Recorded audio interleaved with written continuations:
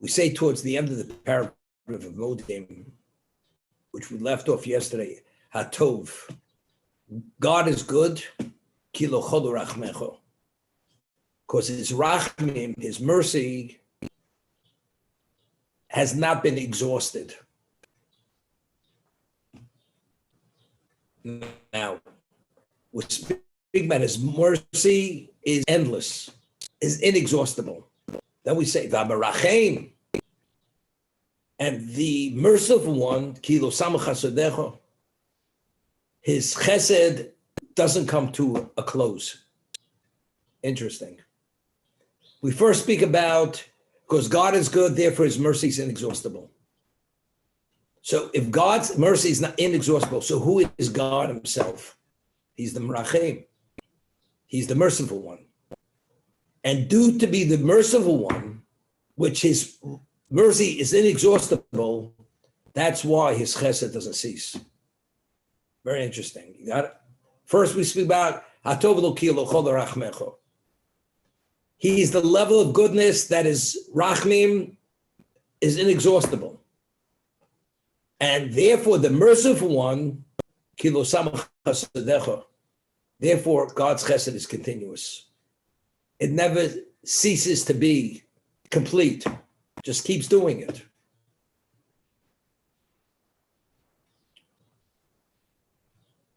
And therefore, me'olam kivinu loch, forever we have hope in you.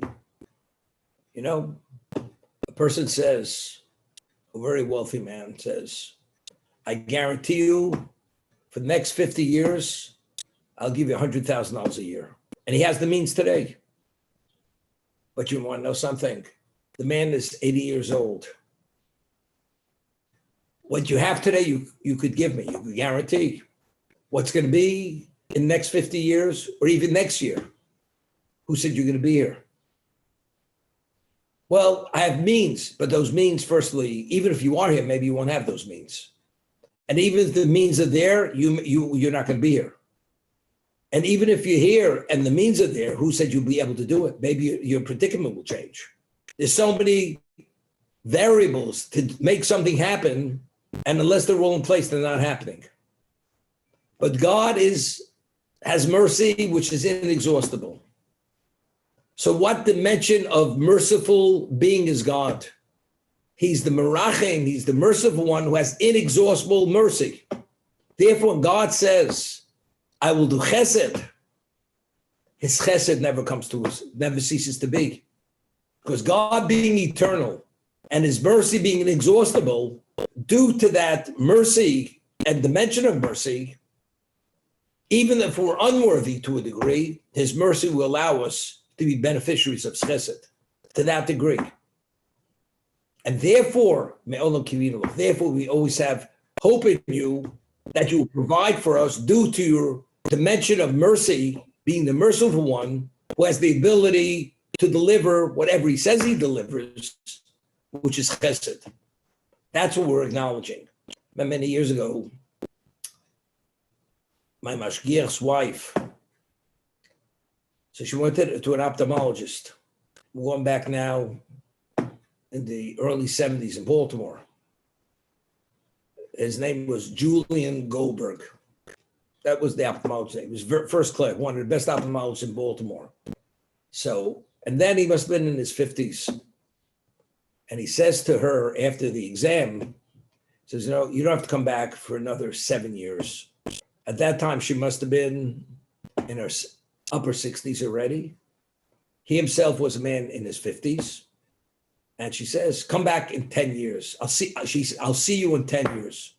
So the thing that struck her was, what do you mean you'll see me in 10 years? First of all, who said I'll be here? And who said you'll be here? What do you mean you'll see me in 10 years? You'd say, you know, next time you should make an appointment is 10 years from now. Of course, if you can. What do you mean I'll see you in 10 years? We can't dictate what's going to be tomorrow.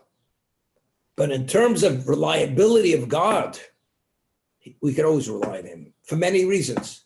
Firstly, because his mercy is inexhaustible. So even if we should fail, his mercy would allow. But because it's inexhaustible, his mercy is always in place. And because he is that dimension of merciful one, that's why his chesed never ceases to be. That's kilo samu chasadecho. It never comes to an end because they're linked one and the other. And therefore, because you can deliver and you are that, and I believe you're that, forever I have hope in you. Now let's talk. Person believes in God, has faith in God, trusts God, and things get sometimes a little tough. Things are not so simple. The deal doesn't come in. You have bills to pay. And you can't make ends meet. Now, is God aware that you can't make ends meet? Well, if you believe in God, definitely he's aware. And if you can't make ends meet, and he could make the difference that you could make ends meet, so why are you not making ends meet? Because God says, at this point, it's not going to be that simple. But if you believe God is the ultimate merciful one, and his mercy is inexhaustible, and he's the dimension of mercy, his chesed never ceases to be. What's happening right here? Why are things so difficult? Why are things so complicated? Why is it like pushing a boulder up a mountain and getting crushed by the boulder? Why? If we always have hope in you, and we know he could deliver, so if he's not delivering, it must be for a reason that he's not delivering. Many years ago, something I heard from my father, story, during World War II, certain things were rationed. There was rationing during World War II. For instance, because textile, certain material was needed for the armed forces, there was a shortage of material. So certain things that are available before the war were not available during the war. So there was a certain dry goods store on Grand Street. There's a high school on Grand Street, and Essex is called South Park High School. My mother, Ola Shalom, went there in the 30s. That's the high school she went to. And it was built before she was born. And there's this store, I'm not going to mention the name of the store because of the store, I'm going to tell you. It was owned by an observant Jew, and it was a square block dry goods store. And he had a tremendous inventory of a certain product, a certain garment, whether it was socks, and it was in tremendous demand. And because of the shortage, the inventory was worth a lot of money. And the man never opened his store on Shabbos. He personally was not an observant man, but because of his respect for the Shabbos, did not open the store on Shabbos. But now, in those days, the busiest day was Saturday, was the business shopping day. So he figured for this one time, he's going to make a killing financially. He's opening the store on Shabbos. Although he never did, first time. And he opened the store. He made a killing. Normally, this particular item sold for $2 a dozen. He was able to sell for $20 a dozen. And he had a tremendous inventory. At the end of the day, he was king of the hilt. He sold out his inventory. What happens? But there was another person on the Lower East Side who was an observant Jew. No matter what, he's not going to violate the Shabbos for any financial benefit, for any reason, unless it's permitted. The next day, the price of that particular item doubled. Not $20 a dozen, $40 a dozen. You understand? He got his. He ate himself up alive. Why couldn't I wait? Why was I so greedy? If it's me'olam kivin aloch, if you are that merciful one, and you have, therefore, your chesed is unceasing, and therefore I have faith in you, because God delivers when he wants to deliver. He's not on our time schedule. We're on his time schedule. So why are you so eager to cross that line? First, it's not permitted. And secondly, he's aware of what's going on. So why? But we say the words. But even though you say the words, does it actually play out in reality? Do we internalize those words?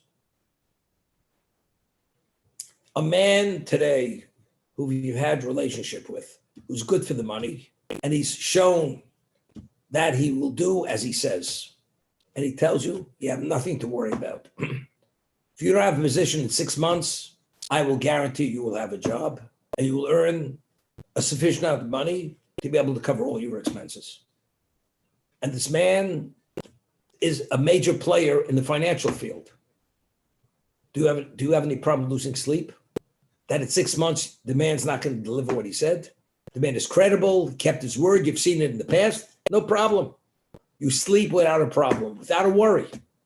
But yet, God said at Sinai, he revealed who he was and what his relation with us is. And we say it every day in the prayer service. You are this and you are that, and therefore we'll always have hope in you and faith in you and trust in you. When push comes to shove, you can't sleep at night. We're not saying you're going to violate anything. Why can't you sleep? If you have trust and God said, and if it's meant not to be, it's not meant to be. So why can't you sleep at night? Staying up at night is not going to get you what you need. The answer is because you worry. Why are you worried? Either God will deliver, he won't deliver. But that's part of the test. That is part of the test. Even if you don't fail in terms of doing anything wrong, but you fail at one level, but that you're worried is a level of distrust. It's not appropriate. If that is so-called the nature of your relationship, why are you so worried? So we say, the proof's in the pudding. Now, if I hear snoring at night, I know where you're at. Either you're medicated, that could be one possibility, or you took a teetotaler before you went to bed, what they call a nightcap, and maybe you have some one of these, these sound machines that plays that music that puts you to sleep. But otherwise, what's there to worry about? And the Chovos HaLevavos, Duties to Heart writes that if a person has faith and trust in God, you're not always looking over your shoulder. Because whatever's meant to be yours is yours, and nobody can take what's rightfully yours. So why worry? The answer is, although we say the words and we believe it, but without it, we haven't internalized it sufficiently to be a reality. And if it's not a reality, then it's not so simple to sleep when you have the marshal coming tomorrow to dispossess you from your house. Or they're going to put your house up for auction because you hadn't paid the mortgage.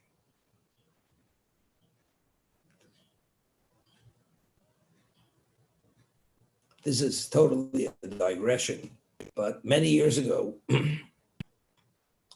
we had a Gemach, that's a free loan society, free loan service. And I had quite a bit of money in the Gemach, and different people contributed to this Gemach. Must have about $50,000 in the Gemach. People welcome to borrow, interest-free. And normally, if you borrow, you have to have either collateral or you have a cosigner who is a credible cosigner. Person comes and he lives in the 5 towns, starts attending. The 2 types of people come. Some people come because they're looking for contacts. Because many of the people they'd like to have relationships with to do business or other benefit, financial benefit. Other people come because they really want to study. Happens to be the group is a certain type of group, profile, individual, but they're coming to study. This person comes very innocently, seems to be very sincere, comes this and that. 2 weeks later, he comes over to me, he says that one of the individuals who contributed to the Gemach, a significant amount of money, said that I should give him whatever it is, $25,000 loan for 1 week. For 1 week. Why should I give it to him? Because the bank, if he doesn't pay the mortgage by Wednesday, he's gonna be dispossessed. The house is gonna be taken from him. So this person who gave that amount of money or more to the free loan said I should give him the money. And I gave him the money. And he was supposed to be paid back a week later because he had money coming in. Okay. I wait a week. I wait 2 weeks. I wait a month. I wait 2 months. I wait 3 months. The man doesn't show. disappeared. But I knew he wasn't a dishonest man. So I call up the one who said I should give him the money. And I said to him, he told me to give it, evidently you're responsible for the $25,000 I gave him. Because I gave it only on your say so. It's the quote, you're the co-signer. So he says to me, I never told him to give you the money. I never told him that you should give him the money. What I said was, I contributed. Why don't you go ask if you could borrow money? I never said I'm taking responsibility. He went and misconstrued it by saying that I said you should give him the money. I never said you should give him the money. I just made him aware that there's money in the free loan, but of course he has to meet all the conditions to be worthy of the loan. Okay, listen to the story. Finally comes back, and I said to him, what did you say what you said? He says, I had no choice because they were going to put me out on the street and this and that, and I hope that I will be able to pay back, even though not in a week, and it's already a few months later, I hope to pay back. I think I will be able to pay back, okay? So he's back coming to classes. He has no ulterior motive any longer because he borrowed the money. The bank didn't take his house. So we're studying a work, one of the works we're studying, it's called Loving Kindness from the Chofetz Chaim. And he speaks about the obligation that a Jew, if he can lend his fellow money, it's a positive commandment and you should do it. It's the right thing to do. However, you shouldn't give him the money unless you have a cosigner or unless you have collateral.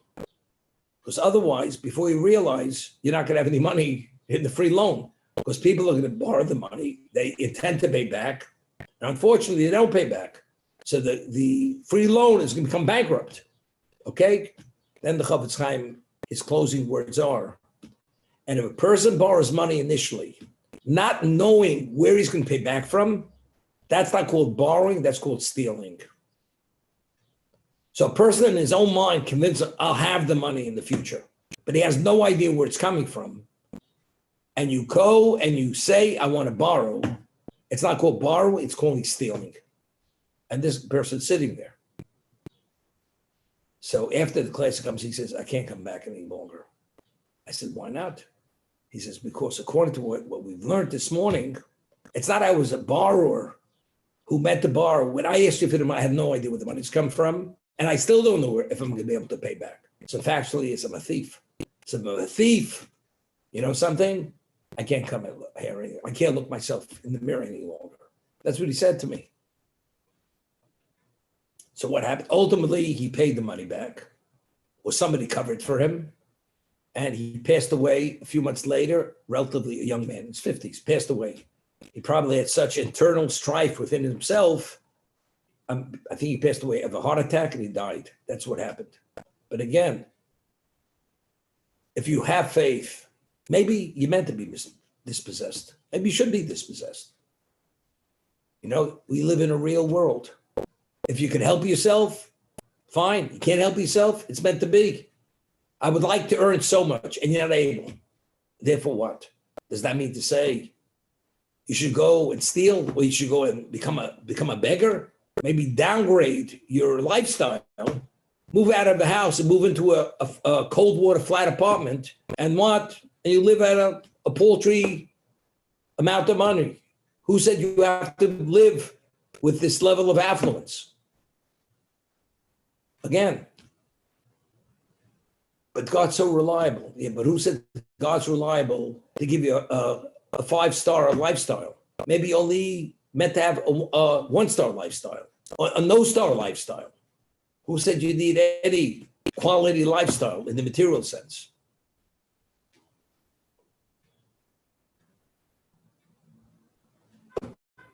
No, there's an expression in Yiddish that the worm in the horseradish thinks it's sweet. The understanding is, if a person doesn't know any better, he thinks that's the way it's supposed to be. So, you know, we say that misery likes company, because if everybody's in the same state of being, it's not so bad. There's nothing expected more than this. But let's say a person had, and now what he has is in jeopardy, he may not have. Not so simple. A person who grew up with very little, he understands what it means. Very little doesn't mean you have to have more. You would like to have more. You'd like to have greater comfort, but life is not about comfort. As long as he lived a stable existence, even with less is okay. More is nicer. And everything's perspective. So what somehow blurs and undermines our trust in God? It's our own created needs, our own comforts that we feel we should have, and God's not delivering. What's trust and faith based upon? It's based on a relationship. God, you've disappointed me 25 times. How can I have faith? I know you have the ability, but you haven't delivered. What are you talking about? What do you mean I haven't delivered? It was never meant to be delivered. Just because you put an order in, person puts an order in for carpeting that sells for $1,000 a square foot, and the man can't pay for a wooden floor. You think that one who's going to deliver is going to deliver without COD? You don't have the cash on delivery, he's not delivering. Because you feel you should have something and believe you're entitled to something doesn't mean God's delivering. But God, you've disappointed me. I've disappointed you. I think I should earn so much. I'm disappointed. You're not even worth what you're making. You're disappointed you're not making more.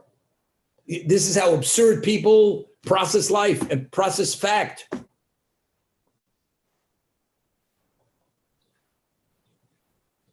Give you an example.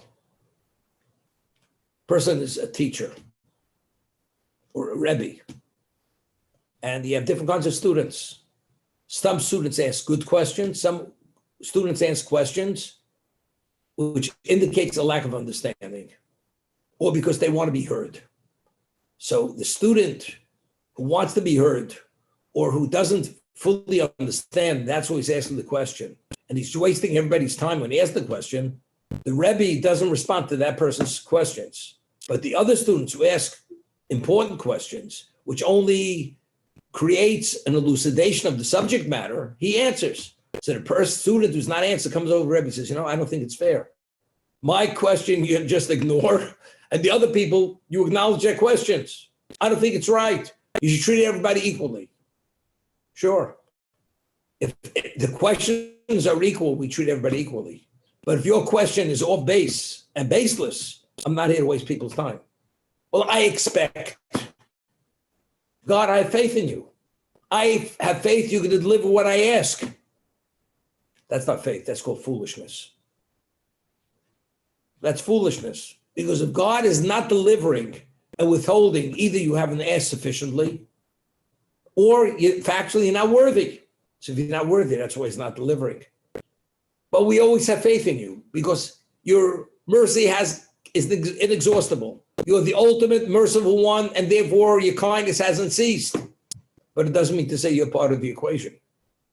It's two separate things. And as a result of this, the self-delusion of what we think should be, it's baseless. And therefore we ourselves, as we say, people, they're their own victimizers. They victimize themselves. So where does it all begin? You know what it begins? It begins with humility. If you have humility, you're thankful for everything you have. And if you're thankful for everything you have, because you feel even what you have to a degree undeserving, therefore you see it right. And if God doesn't come across, you understand in one of two ways. Either I'm not worthy and I have to do more to be worthy, or it's not in my best interest, therefore God's withholding it. But if you have your own idiosyncrasies, you want to call it, what they called in the old days, mishigasim, that you think it's this or that, then you got a problem. But factually, we state, Hatov ki lo chol rachmecha. God is good. His mercy is inexhaustible. And therefore, he is the merciful one where his chesed doesn't cease to be. It's never completed. But when he chooses to do chesed, there has to be some degree of value in it. No degree of value, and forever we have hope in you. Many years ago, I had two people, I once told the story. When I lived in Monsey many years ago, there was a Balchuvi yeshiva, it was called Or Sameach. And they would have people visiting for a few days, and there were two Englishmen who visited. One Englishman, they were both single. He was the head of the debating team at Cambridge, which was something special because it was known that all the prime ministers of England, they went to Cambridge and they were all the head of the debating team. So this person, he was the head of the debating team. See, he wasn't an ordinary guy, ordinary person. And he came with another person who was an accountant, but he hadn't taken all his exams to be the equivalent of a CPA. So he wasn't certified yet, but he worked as an accountant. And they're both becoming observant. And they're eating Friday night at my house. And the one who's the accountant says to me, I don't think it's fair. I don't think it's fair. Here I've become an observant Jew. I don't desecrate the Shabbos. I try to do my best. I eat kosher. I study a little bit. And yet every time I take the exam for the accounting certification, I fail. I don't make the grade. I don't think it's fair. After God sees the way I'm sacrificing, I should pass. This is what he says to me. So he's pointing the accusing finger at God. So I said to him, I want to ask you a question. Do you feel you study sufficiently for that exam? He says, no. I said, why not? He says, but you realize I have to hold down a job during the daytime to earn a living. And I have this and I have that, all these responsibilities. Therefore, I have a limited amount of time to study. So therefore, that's the reason why I don't study. So you tell me the reason why you're not getting a passing grade is because you don't study sufficiently. And then simultaneously tell me God owes it to you that although you don't have the knowledge to pass the test, you should pass the test. I'm saying, is that a rational position? Does that make any sense?